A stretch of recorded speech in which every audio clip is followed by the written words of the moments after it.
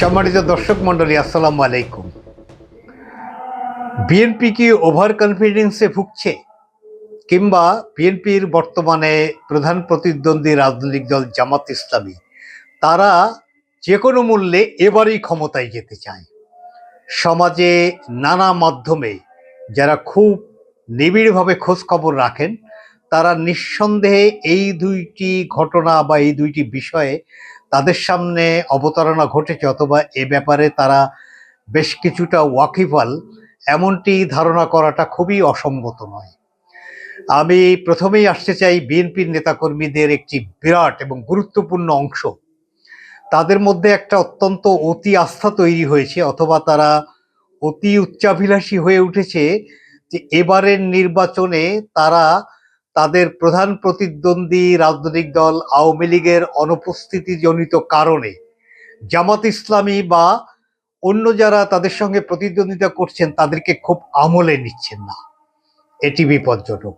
একই সঙ্গে যে কোনো মূল্যে নীতি নৈতিকতার বালাই নাই, যে কোনো পরিস্থিতি যে কোনোভাবে হোক এবারই ক্ষমতায় যেতে হবে, এই ধরনের একটি মানসিকতার মধ্যে জামাত ইসলামীর নেতাকর্মীরা অত্যন্ত নিবিষ্ট চিত্তে তারা কন্ট্রিবিউট করতেছেন, এরকম কিন্তু একটা প্রসঙ্গ সমাজে বেশ আলোচিত, যেটি জামাতের জন্য বিপজ্জনক।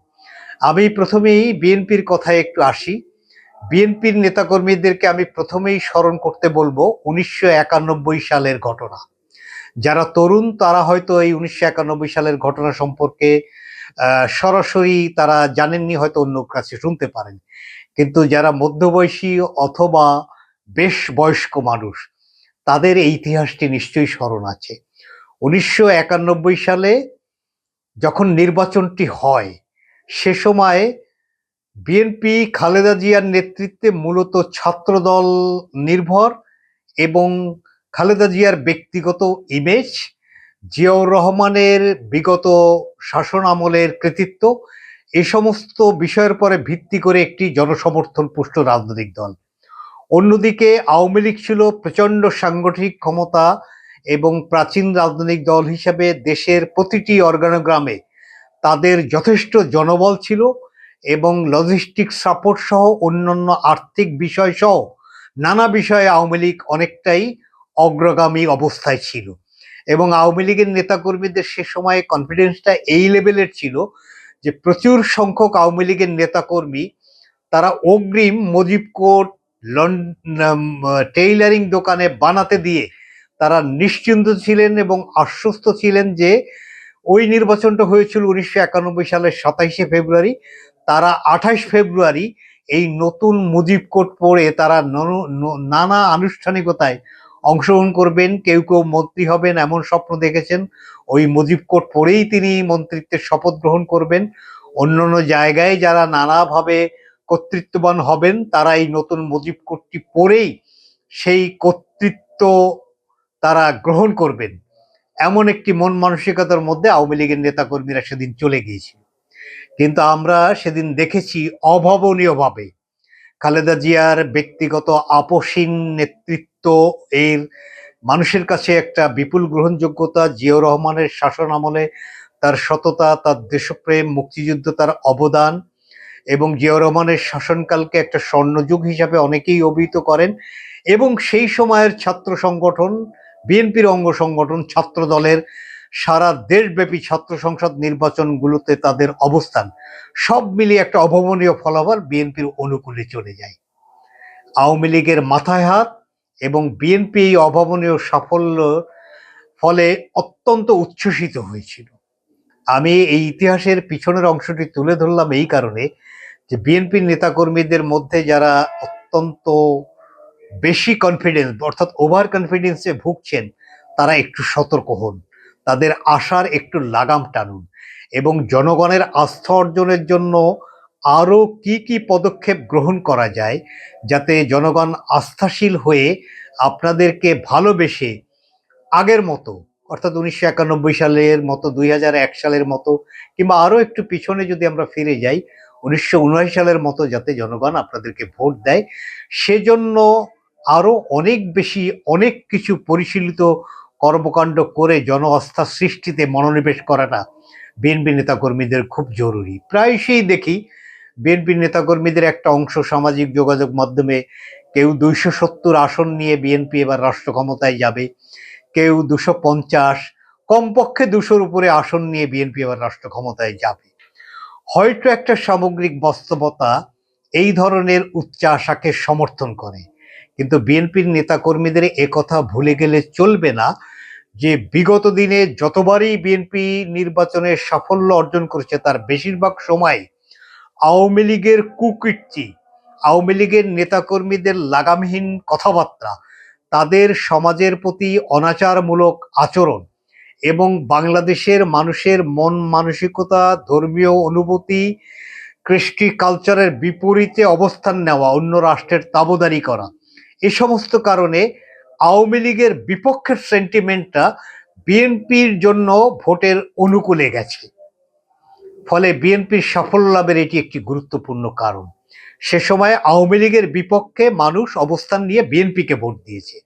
কিন্তু সামনের 12ই ফেব্রুয়ারির নির্বাচনটি এরকমভাবে যদি আমরা একটু বিশ্লেষণ করি খুবই অমূলক হবে না। সেটি হলো যে আগামী একটি ইলেকশন হতে যাচ্ছে মূলত বিএনপির বিপক্ষে। বিএনপি প্রায় একদিকে একা, বিএনপির জনসমর্থন, বিএনপির নেতৃত্ব অর্থাৎ জিয়াউর রহমান, খালেদা জিয়া এবং তাদের বর্তমান নেতা তারেক রহমানের প্রতি মানুষের আস্থা, এগুলো যেমন তাদের পুঁজি, আবার রাষ্ট্রযন্ত্রের একটি বিশাল অংশ, বর্তমান অন্তর্বর্তীকালীন সরকারের একটি গুরুত্বপূর্ণ অংশ, সিভিল অ্যাডমিনিস্ট্রেশন এবং অন্যান্য অ্যাডমিনিস্ট্রেশনে পূর্বের সরকারের আমলে ঘাপটি মেরে থাকা একটি অংশ, যারা কখনোই বিএনপির মঙ্গল চায় না, তারা একই সঙ্গে জামাতে ইসলামী সহ আরও বেশ কিছু রাজনৈতিক দল, তারা বিএনপিকে যে কোনো মূল্যে পরাজিত করতে তারা অনেক বেশি ধরনের পরিকল্পনা করছে। এই বিষয়গুলোকে মাথায় রেখে এভাবেই বলা যায় যে আগামী ইলেকশনটা হতে যাচ্ছে বিএনপি ভার্সেস আদার্স, মূলত বেশ শক্তিশালী একটি অংশ। ফলে এই বিষয়গুলোকে মাথায় রেখে ইলেকশনটি বিএনপির জন্য ইজি গেম এটি মনে করলে এবং সেই মনে করার ভিত্তিতে বিএনপির নেতাকর্মীরা যদি ওভার কনফিডেন্স হয়ে গা ছাড়াভাবে নির্বাচনটি মোকাবেলা করার প্রস্তুতি নেন অথবা সেই মন মানসিকতা পোষণ করেন, বিপর্যয় ঘটতে পারে এই আশঙ্কার কথা আপনারা মাথায় রাখবেন। এটি সমাজের নানা শ্রেণীর মানুষের পক্ষ থেকে বিএনপির নেতাকর্মীদের প্রতি একটি সতর্ক বার্তা। আমি একটু পিছন থেকে ঘুরে আসি, তাহলে সম্ভবত এই সংশ্লিষ্ট দল বা দলগুলোর নেতাকর্মীদের অনেক কিছু ভাবতে বুঝতে তাদের আরো সক্ষমতা তৈরি করবে। আমরা বিএনপি প্রথম বাংলাদেশের ইতিহাসে নির্বাচনে অংশগ্রহণ করে 1979 সালে।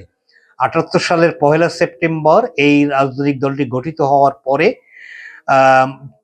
6 মাসের মাথায় ধরে নেওয়া যায় তারা একটি নির্বাচনে মোকাবেলা করে, জাতীয় সংসদ। সেখানে তারা সেই সময় জিয়াউর রহমানের ইমেজ, আওয়ামী লীগের কুকীর্তি, অপকীর্তি, অপশাসন, দুঃশাসন, ভারতের তাবেদারি, এই অবস্থার পরিপ্রেক্ষিতে বিপুল জনগোষ্ঠীর বিপুল সমর্থন নিয়ে 1979 সালে সেই নির্বাচনে বিএনপি 260টি আসন লাভ করেছিল, অর্থাৎ বিশাল সংখ্যাগরিষ্ঠতা। এবং সেখানে তাদের প্রধান প্রতিদ্বন্দ্বী আওয়ামী লীগ মাত্র 39টি আসন পেয়েছিল।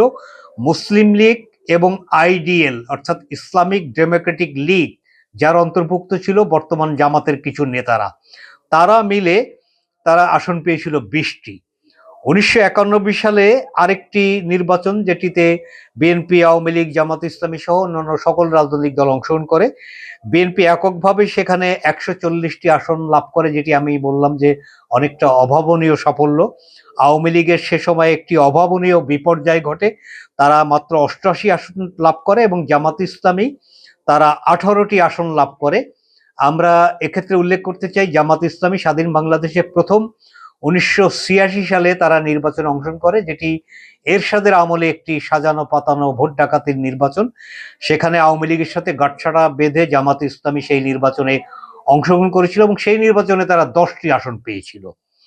1996 সালে আমরা জানি দুটি নির্বাচন অনুষ্ঠিত হয়েছিল। একটি নির্বাচনকে বিতর্কিত নির্বাচন বলা হয়।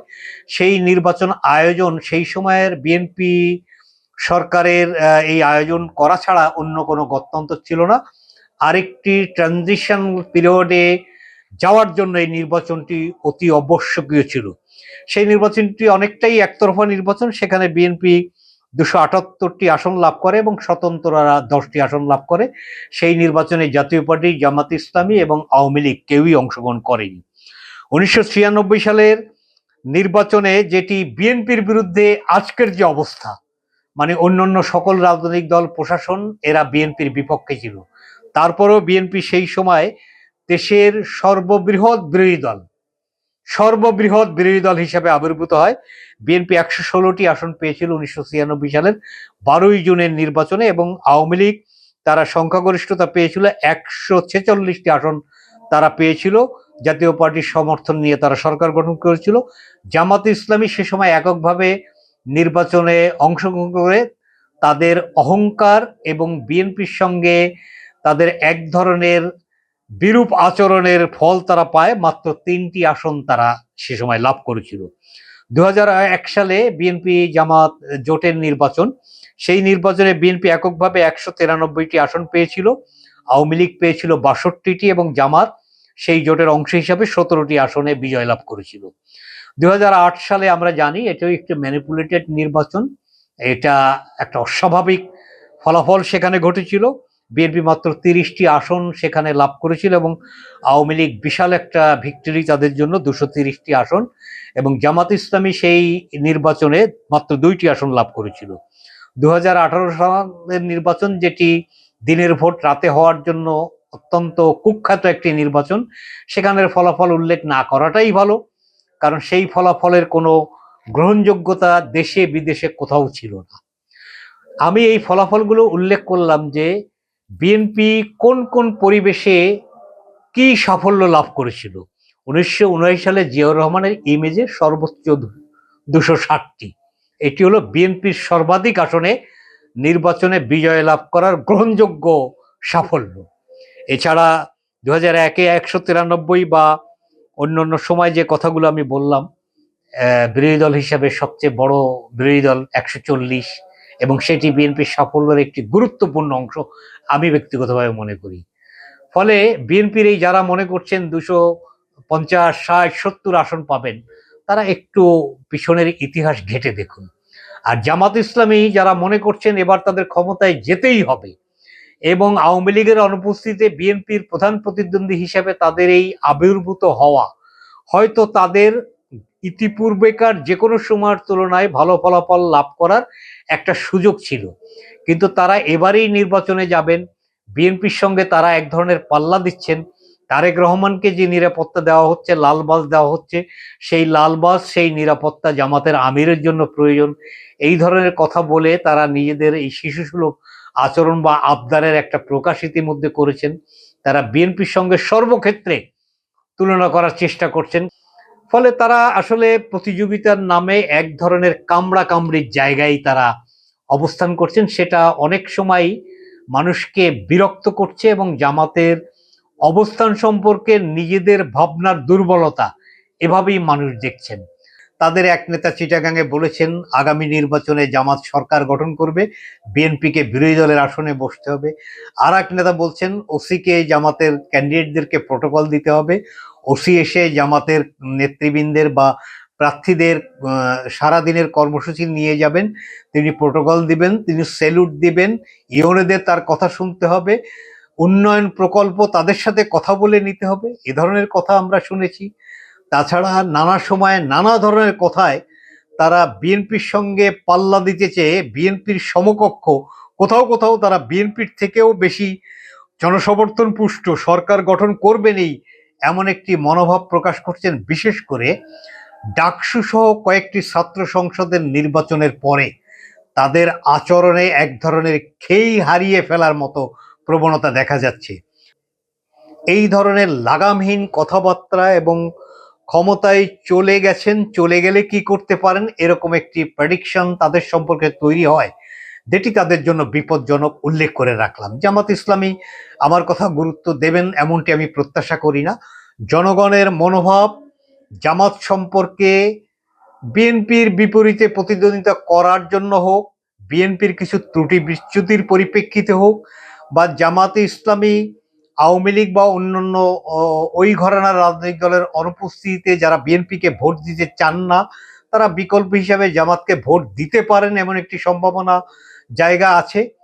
তার তো একটা মাত্রা আছে, সেই মাত্রা ছাড়িয়ে যে আচরণ করছেন সেটি জনগণের কাছে গ্রহণযোগ্যতা পাচ্ছে না।